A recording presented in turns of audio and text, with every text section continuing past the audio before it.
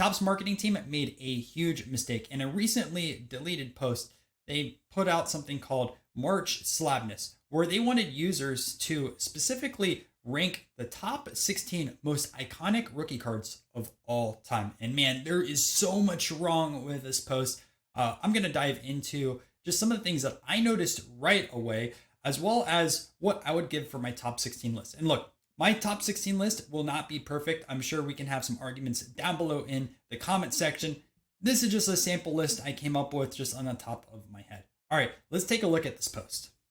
All right, so this is actually my second time recording this. I just did 15 minutes and I wasn't sharing my screen. So that's a great way to start this video. But either way, this is March Slabnis. Originally, it was a social media post on here, and you can see it's still live in the story where people can vote on their cards. But the full 16 cards post is now gone. So luckily, I have this right over here, which I just pulled from the website, but we're gonna walk through this list. So let's read the verbiage first before we even go through it. So it says, with March Madness going strong, we thought we'd get into the bracket busting game with our very own March Slabnis. Beginning today and continuing through Saturday, make sure to visit Topps on Instagram and vote for the greatest rookie cards of all time. So I'll read that verbiage once again. Vote on the greatest rookie cards of all time. So just pause the video for a second or think about what you would consider the greatest rookie cards of all time. Even if you joined the hobby last week. In fact, if you joined the hobby yesterday, what would you consider the greatest rookie cards of all time? I think a 5-year-old could make a better list than what Topps marketing just produced. But that's my opinion. Okay, check out the full bracket and breakdown of each rookie card. Again, reiterating, each rookie card below. All right, let's go through because they ranked them. The most iconic rookie card of all time apparently is the 1954 Aaron. Would that make my top 10 list? Yes, it would. Is it the number one most iconic rookie card of all time? Absolutely not. I think the most iconic rookie card of all time probably has to go to the 1916 Babe Ruth M101. And I know there's the Baltimore News that's a little bit earlier. And maybe there's some debates going whether Baltimore News or the M101 should be the rookie card. I think the Ruth 1916 has to be number one. Just it's one of the faces of this hobby. It's one of the most expensive cards out there. Hank Aaron rookie card is not number one. Hank Aaron rookie card belongs on this list? Yes. Is it number one? Absolutely not. But okay. Coming into March Slabnis, number one is the first seed Hammering Hank rookie card. 1954 Topps 128 Hank is the one and only rookie card that has ever been printed and put into existence, which that's wrong, by the way. Hank Aaron has multiple 1954 rookie cards. Again, basic research we could have just looked up, even on Trading Card Database. Let's just go to Trading Card Database real quick. Let's just put in Hank Aaron, right? Again, I'm just going to do the job right now. Again, I'm just going to do Topps' job for them. So we'll just put in Hank Aaron. If this wants to load. Okay. Hank Aaron right over here. Okay. Here is Hank Aaron. Okay. Let's take a look at what he has. Oh, what is this card right here? 1954 Johnston Cookies Milwaukee Braves. Oh, Hank Aaron had another card in 1954. Oh yeah, that's a rookie card, by the way. Huh. Interesting. Spin Spock, I believe that is 1955, if I remember correctly. And Exhibits, this was printed after. But yeah, that's a Hank Aaron rookie card. One and only rookie card. No, that's incorrect statement. Making it the must-have for collectors. This card deserves the number one spot, but will it win all in March Slabnis? Already, we're off to a bad start. And Trout number 2?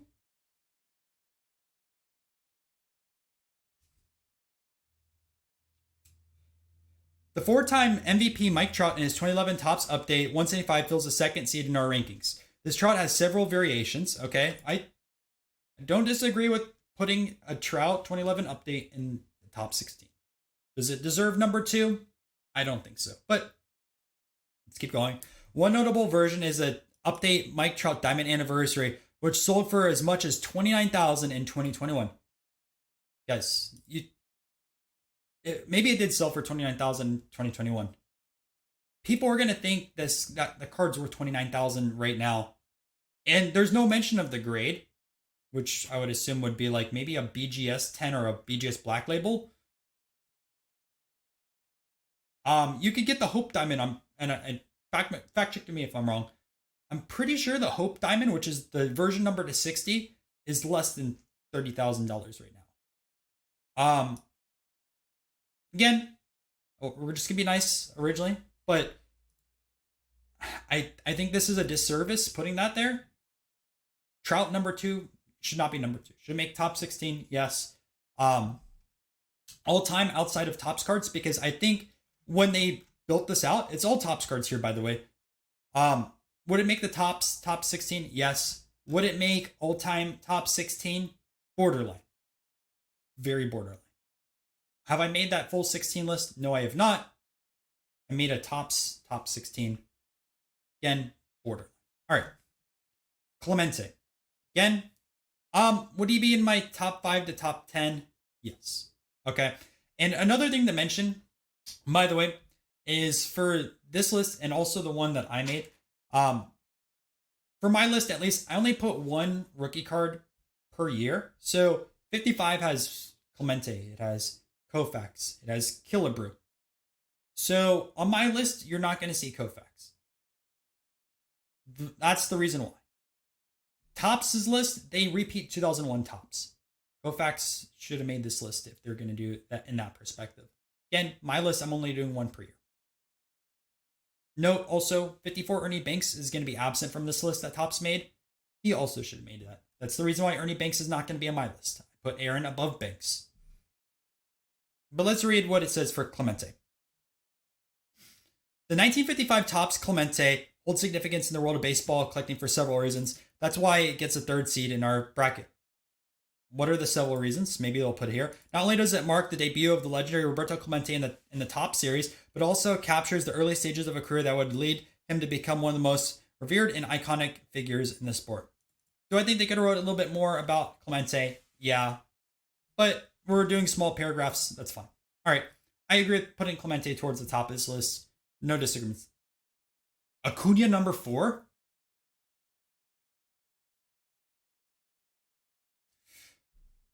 Whew. All right. The 2024 Topps Series 1 cover athlete Acuna is our 4th seed with his 2018 Topps update number 250. Acuna has an SSP in Series 2, but general release rookie card is his base version 2018 update series. Acuna has 3 image variations and several autographs in the releases. No, Acuna is not making top 16. It's too early, and this is my opinion, but I don't think we should call something number 4 most iconic rookie card of all time. This card is 6 years old. I think there needs to be a window at least of 10 years to take a look backwards. So the earliest card I would take a look at would be the 2014 Mookie Betts. And I'll give you a preview. That made an honorable mention on my top 16 Topps list of all time. It would definitely not make the top 32 of all time most iconic rookie cards as of yet. Maybe Mookie Betts continues with a really great career. It's still too early in his career, only being 10 years, and also the card only being 10 years old. Acuna does not make this list. Sorry. Is he a great athlete? Absolutely. Is there a possibility that he makes top 32 all time after his career is over? Definitely. Top 16? Absolutely not. Another puzzling one. 2001 Ichiro. The 2001 Ichiro is the 5th seed in our bracket. Is a pivotal card baseball collecting, signifying the rookie debut of a transformative player. Ichiro's arrival from Japan reshaped MLB, making this card not just a symbol of his brilliance, but also a testament to the game's global evolution. Now, they don't even talk about the different variants of this card. You have the Topps Employee Edition, which is very rare. You also have a Tiffany. I can't remember the Tiffany count. Maybe it's 2,000 or 3,500. It says Topps Limited Edition. I used to own a copy. And then you also have the gold version as well. So you have multiple variants, which probably should have mentioned it there. Either way, not a big deal.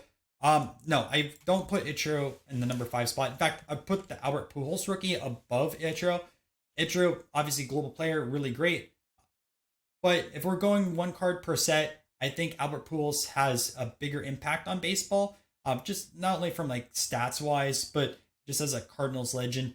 Yeah, Pujols over Ichiro for 2001. But you'll see that they put both on this list, which breaks the rule of 1%. Okay, next, 1993 Jeter. This definitely needs to be in the top 16 list. So I'm not arguing with that just because people love Jeter. This is a very classic card. It's so super fast.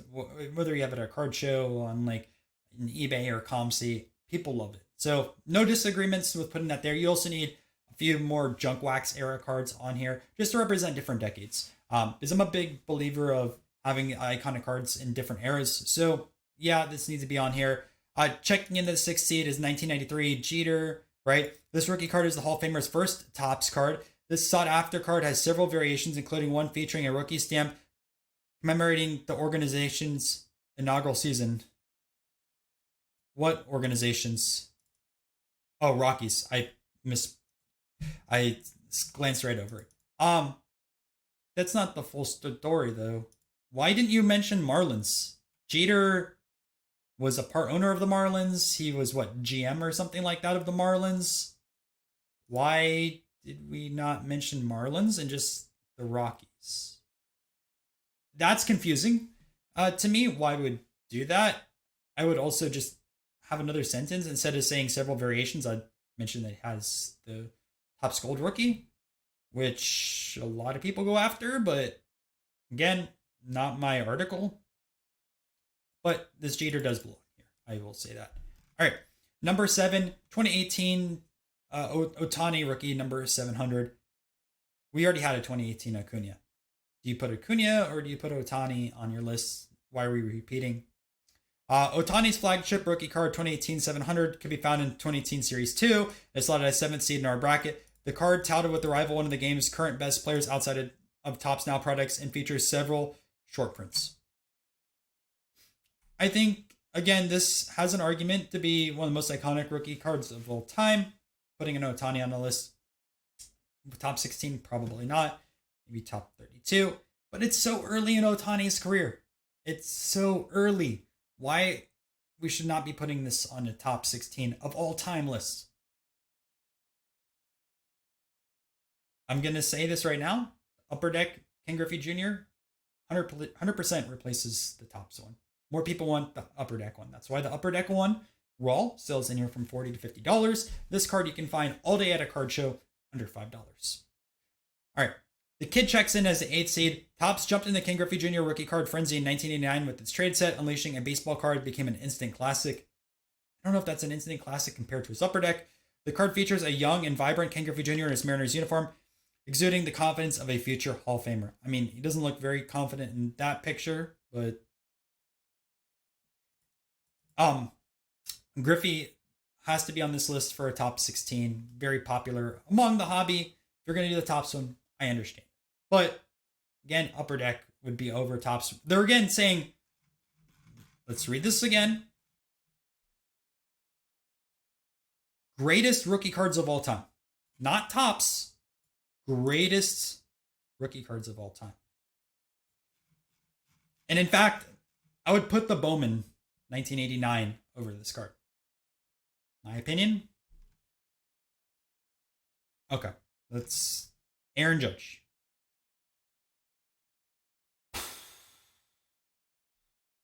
(2017) Topps 287 Aaron Judge rookie card. Honorable Judge, whose flagship rookie card debuted 2017 Topps Series rookie card procedures and from placement in Topps, but also being released of the year when the Yankees superstar smashed homers 52 and clinched the AL Rookie of the Year. Still early in Judge's career. Could it make top 32 one day? Sure. Top 16 right now? Absolutely not. And I think this would make top 32 just based off of the home run record. I don't think it belongs in top 16 right now. Already talked about Pujols. I think this belongs in here. I think this belongs above Ichiro. Does it belong Ichiro's 5 spot? No. It would be towards the bottom of the list. But 10th seed means popular with collectors, although not rare. Few of these are in circulation, the more recent flagship rookie releases. Well, yeah, it's because you guys didn't print a million sets like back then. That's why. This isn't even Mark McGwire's first Topps card. or even rookie. It would be like what 1985 is USA. That's a way more popular card than this 1987, which by the way, super ugly design. And if you're going to show an 87, put Greg Maddux in here. Few packs like a punch like an 87 McGuire ranked as their 11th seed on this list. Iconic card commemorates a significant moment in baseball history. The question remains, will it survive its first round matchup? Does not belong. We'll keep going. Dwight Gooden? All right, hold on. No offense to Dwight Gooden, because he was a great pitcher for a very long time. How is Dwight Gooden making a top 16 list for 1984? By the way, Don Mattingly has a more iconic 1984 Topps rookie card than Dwight Gooden. Dwight Gooden? All right. Again. Calm thoughts. 1984 Topps traded Dwight Gooden rookie card stands as Gooden's inaugural card with Topps and earned the 12th seed in our bracket. He had a remarkable season, clinched rookie year, 276 strikeouts, and household name status. I think more people know Donnie Baseball than Dwight Gooden. I didn't even put Donnie Baseball in my top 16. Bad placement. Oh. 93 Piazza. 1993 Mike Piazza? Hold on a second. This is, again, Topps marketing team trading card database.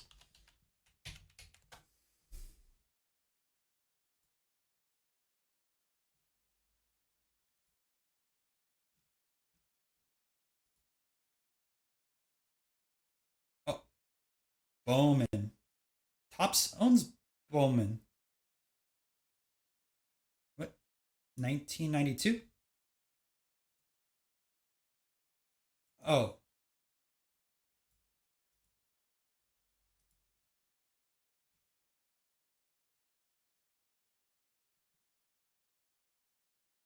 Interesting. Okay. 1993 Topps Baseball 701 features 4 prospects in his Piazza's first Topps card. This is one of the most coveted cards from 1993 and is very deserving of 13th seed. Piazza and Carlos Delgado went on to have memorable careers, both exceeding 400 career home runs, making multiple All-Star teams. I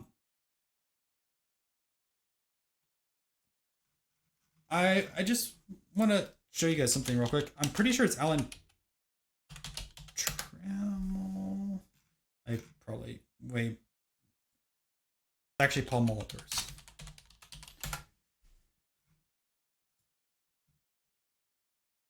All right, let's see over here. I was correct. It was Trammell. I just mistyped it. Alan Trammell, which let's just go to another website over here. Let's go to Baseball Reference.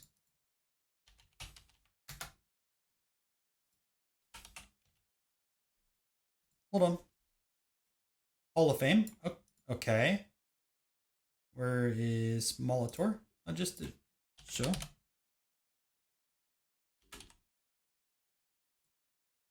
Oh, Hall of Fame as well. I get both hit 400 home runs, but if we're gonna talk about true rookie cards like that with multiple Hall of Famers, why is this 1978 not here with Trammell and Molitor? Huh. That's a confusing one. And that's not even Piazza's first card.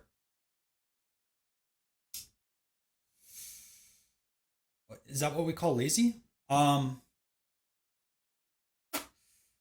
right, let's just keep going through. Pete Alonso's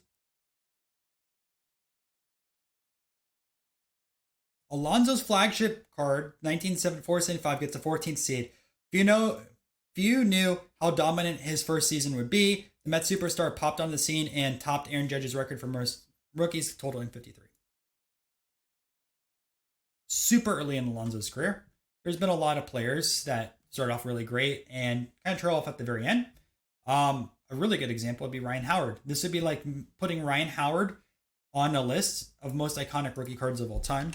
And not to say that Alonso's not going to have a great career. I hope he does, especially being from Tampa. So here's Ryan Howard. Look at this. 2006, he had 58 home runs, 47, 48, 45. Like, Howard had a very great start, like rookie of the year in 2005 and then MVP. So if they made a list in 2007, right, they would put Ryan Howard's Topps rookie card on that list of top 16 most iconic.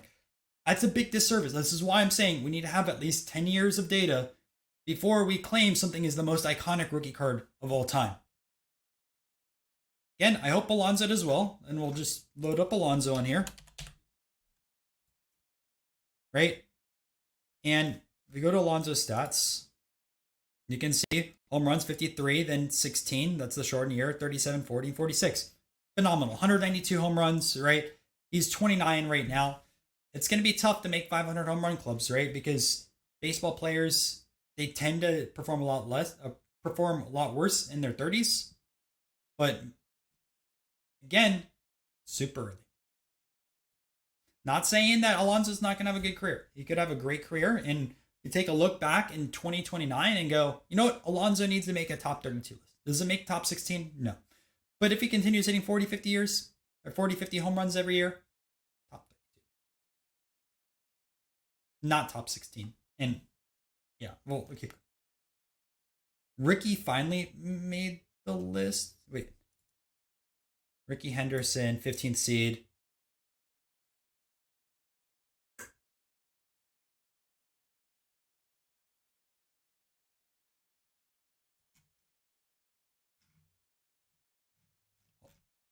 One more time. Ricky Henderson, number 15. This is a less iconic rookie card than Alonso. Piazza, which isn't a rookie. Gooden. McGuire. No offense to Pools, but I think Ricky's more iconic.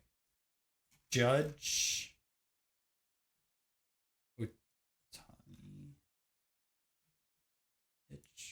Okay. And Acuna.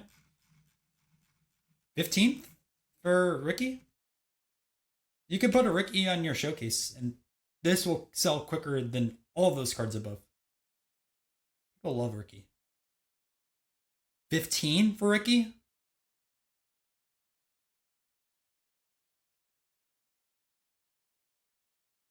Speechless again. De La Cruz. Oh, we're putting a 2024 Ellie De La Cruz. Which, by the way, I don't like this design. That's my own personal opinion, but let's just look up his stats really quick.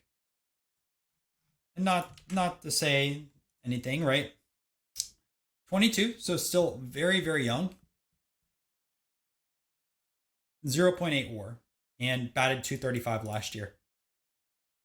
Again, rookie season, things change very fast with baseball careers, and it's way too early. I know he had a great start. That's the 16th most iconic rookie card of all time. Yikes. All right, I have my list here, and I'm not going to say my list is perfect by any means, but I think it does a better job of going through different decades, including some modern cards, as well as vintage, which is neglected or may not be known by anyone in the Topps company right now, just for a variety of reasons. But first on this list, we'll start off with the modern. We'll say 2008 Kershaw. Reason why I put Kershaw on there is if you look at the best baseball players the last 10, 15 years, Kershaw goes towards the very top of my list. I think Trout and Kershaw are 1 and 2. 2008 also had multiple rookie cards in there. Not only do you have Kershaw, but you also have Joey Votto, as well as Max Scherzer. So I think 2008 is a pretty good year. I think Longoria was 07. I could be wrong. If he was 08, I do apologize, but I'm pretty sure he's in 07. I think Kershaw, being one of the faces of the Dodgers, one of the best pitchers of all time, I'd consider him a top 10 pitcher of all time. Needs to be on this list, which, by the way, is there even any pitchers on this list? Let's just double check. Oh, yeah. Dwight Gooden is the best pitcher on this list so far. Ohtani, technically, but he's a dual player. Yeah. Yeah. So the the only pitcher that doesn't hit is Dwight Gooden on this list. Just think about that for a second. For all the iconic Topps pitchers that there are, Dwight Gooden is the only one on there. All right. Okay. Number 2, I know they would never post this on social media. 1963 Pete Rose. This is one of the first heavily counterfeited cards in the hobby. I believe actually a lot of these were seized by federal agencies, if I remember correctly. I wrote it in Spotting Fakes, which is my book, but heavily counterfeited card. Everyone, like vintage collector, wants a Pete Rose rookie card. People love Pete Rose. I know he will never make the Hall of Fame. He's blacklisted baseball, all that type of stuff. I understand. 63 Rose is one of the most iconic rookie cards in this hobby and one of the most expensive. I think is 10 sold close to $1 million. Like, diehard Pete Rose fans did not make this list. Let's throw another pitcher in here because apparently Topps neglects pitchers. 1968 Nolan Ryan, another card that people absolutely love. If you look at what Nolan Ryan cards just across his career in 9s or 10s, they go for a lot of money. 1968, the Four Horsemen, 4 different rookie cards technically of Nolan Ryan. The Veniana one now is close to $10,000. His standard Topps in a 10 is I think like $400,000 or $500,000. I could be off there. Even 9s are really expensive. But we didn't include Nolan Ryan, all-time strikeout king. Instead, we included Dwight Gooden. I wanted to throw a few different junk wax era cards in here that are way better than, no offense, the 87 McGuire and the 93 Piazza. These, all right. The 2 that I'm going to put in here are the Desert Shield, Chipper Jones, because, again, heavily counterfeited card. A lot of people want this. And the 1990 no-name Frank Thomas. I think that's the most iconic card of the 90s, baseball card-wise. And even mid-grade, that sells for a few $1,000s. More people want the no-name Frank Thomas than I would argue most of the cards on this list. This next one, and by the way, I should mention that these cards I'm saying, they're in no particular order. I didn't rank them 1 through 16. I didn't have time for that. But number 6, this could have been changed out with any of my honorable mentions, but I like this card a lot. It's the 1959 Bob Gibson. It's just something about this card that resonates. Like, I vintage-wise, I just feel it's super iconic. And Bob Gibson, one of the greatest pitchers in the 1960s. In fact, he pitched so well, they had to change the mounds. Like, Bob Gibson, very, very good. He was feared by a ton of hitters. You have to have more pitchers represented on this list. They're not represented. I like Bob Gibson a million times better than the Dwight Gooden. I wanted to put kind of like the face of junk wax era on here. 1986 Bonds. Not only is he the home run king, sorry Hank Aaron, I understand Hank Aaron didn't take steroids, Barry Bonds did, but Barry Bonds still has more home runs. And I think baseball kind of encouraged steroid usage, but that's going to be my own say. But either way, 86 Bonds, Tiffany's super expensive. Even like his normal Topps rookie card in 86. Very cheap, but they move a lot. And there's still so many sales of 9s and 10s. 10s do go for a little bit of premium. They're blackboard cards, so that it's not as easy to get a 10, but there's a lot of them out there. All right, now we're going to put 1989 Griffey. I'm okay with keeping the Topps one if we're going to make a Topps-centric only list. Otherwise, you put the upper deck in there. I also kept Pujols in here. I also kept Clemente in here. I think you need to also have the Jeter as well as the Trout update all in here. I'm good with keeping all of those. Next one, I also have Ricky Henderson and Hank Aaron. So we're good with keeping all those. We already talked about those cards. They definitely belong in top 16. No arguments with Topps there. But the last 2 cards that I think deserve it. The first one is going to be 1952 Eddie Matthews. Topps didn't even put a 52 Topps card on the set. Now, don't get me wrong. 1952 Topps, most people would have thought Mickey Mantle, but Mantle has a 51 Bowman, which is his true rookie card. I'm shocked they didn't put the 52 Mantle here and call it a rookie, because they do that all the time by some clueless people in marketing or whatever.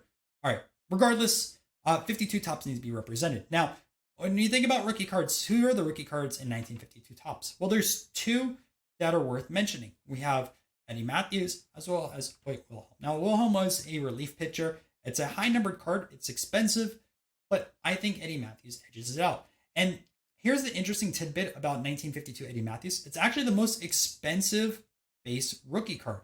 And that might puzzle you. You're like, wait, it's more expensive than a Hank Aaron rookie or a Clemente rookie? Well, you can pick up a Clemente in a 1 anywhere from $800 to $1,200 based off of its eye appeal.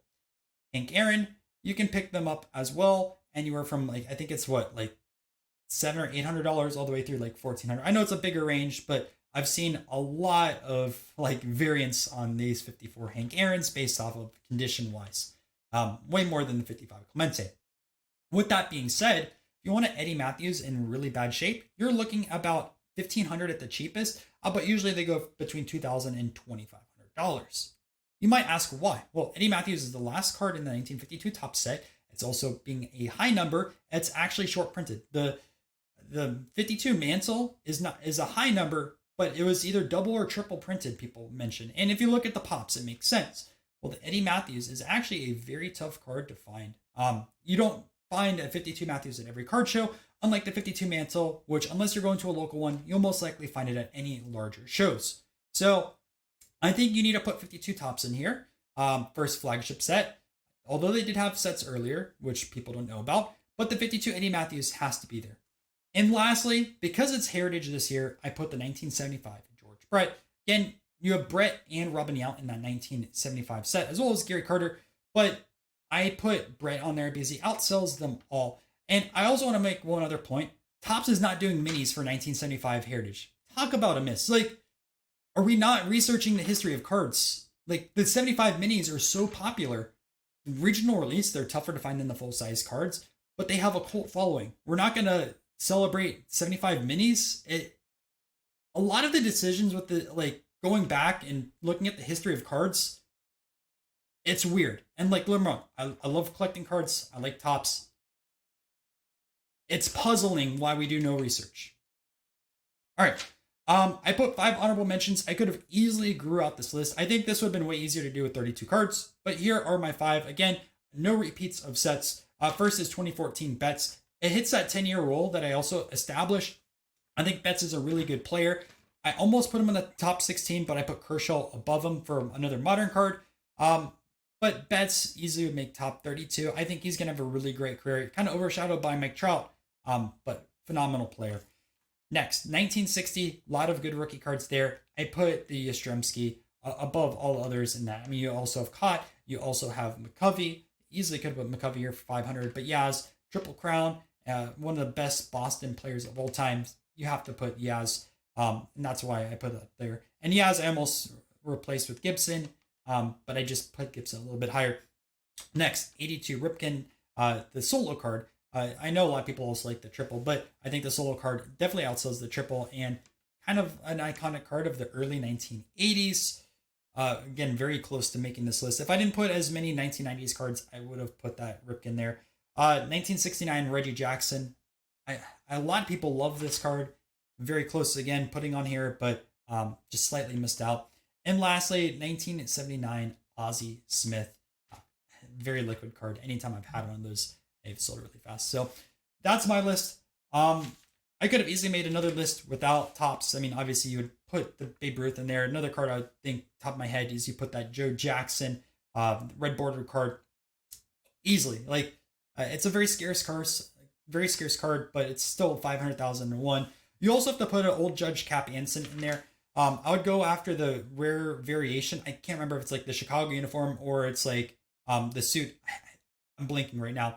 But one of those hasn't sold in like 20 plus years and it's rumored to go well over $100,000. I'd also put the Cy Young card rookie that has not sold yet in that list. I mean, it would take a lot of time to go all time and really figure out what would be the most iconic rookie cards of all time. You'd also have to put, I believe, a Ramley Walter Johnson on this list, as well as a T206. The T206, I would put the Ty Cobb with the Ty Cobb back.